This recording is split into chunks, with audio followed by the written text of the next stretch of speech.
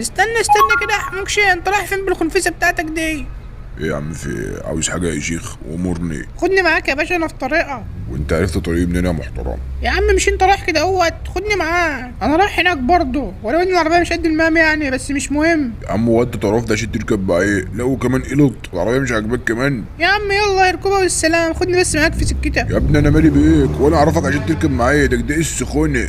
يا جدع ما العربيه حمولة نفرين، واخدها لوحدك هتستفاد ايه؟ عربيتي يا عم انا حر، خدها لوحدي اخدها معايا حد ان شاء الله ربي فيها بط مسكوف، انت مالك؟ وانت انا عشان ربنا كرمك وجايب لك عربيه تفتري على خلق الله. يا ده انت ايزي قوي بقى. يا عم تاخد لك توك توك ولا تاكسي ولا اي حته تشوف انت رايح فين.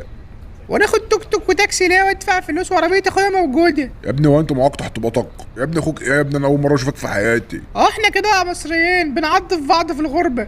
غربة مين يا حبيبي؟ وانت مفكر نفسك في نيويورك؟ احنا في دمياط يا بابا. انت مبالغ فيك ليه؟ الغربة مش بالمكان يا باشا، الغربة في القلوب، وانت قلبك قساوي. انت رخم قوي قوي. يا عم انت منين يا عم ورايح فين؟ انا رايح المنوفية يا باشا، في سكتك ان شاء الله. يا عم سكتي مين بس؟ انا رايح المنوفيه اعمل ايه؟ وكرام رايح هناك خالص. امال انت غيرك في عز البرد كده رايح فين؟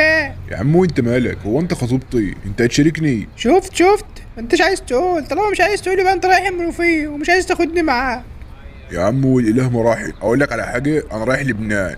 يا عم طب ما في طريقك، خدني بس معاك وانا راكب اي حد محمل خط بيروتش بين الكوم. لا يا باشا والله مش هينفع معايا، مش هينفع، ما تبصليش. يا عم حرام عليك، ما تاخده معاه في سكتك، هتخسر ايه يعني؟ انت مين يا عم انت كمان؟ انت تابعه ولا ايه؟ لا انا مواطن بسيط من الفئه المتوسطه، يسعى على رزقه، بس سمعت الحوار اللي دايره بصراحه انت غلطان. يا عم انا شارع عربيه من حر املاكي وحاطط لها بنزين من فلوسي وصارف عليه، هو اركب معايا بتاع ايه؟ يا عم لو على البنزين سهل.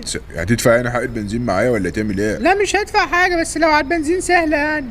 انت كده بتراضيني يعني ولا انا مش فاهم؟ هو انت متجوز عشتها؟ اه يا باشا الحمد لله. ده ايه علاقته بقى بالموضوع؟ طب افرض فرضا يعني ان مراتك هي اللي عايزاك توصلي، شوف هتوصلها ولا لا. يا عم هي مراتي لكن هو مش مراتي. يا عم اعتبرني مراتك سهله. انت باين عليك نفوخك مفوت يا عم انت. هو انت فقير يعني معكش فلوس تركب؟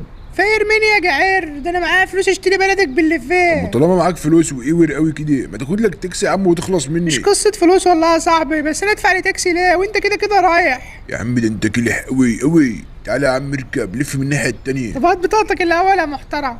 عاوز بطاطا تعمل بيها ايه؟ اصورها وابعتها على جروب بيبحث عن المنايفه، انا معرفكش يا صاحبي، مش جايز تطلع حرامي وتخطفني. صح كلامك يا باشا، مش اي حد تركب معاه كده إلا لما يصور بطاقته الاول.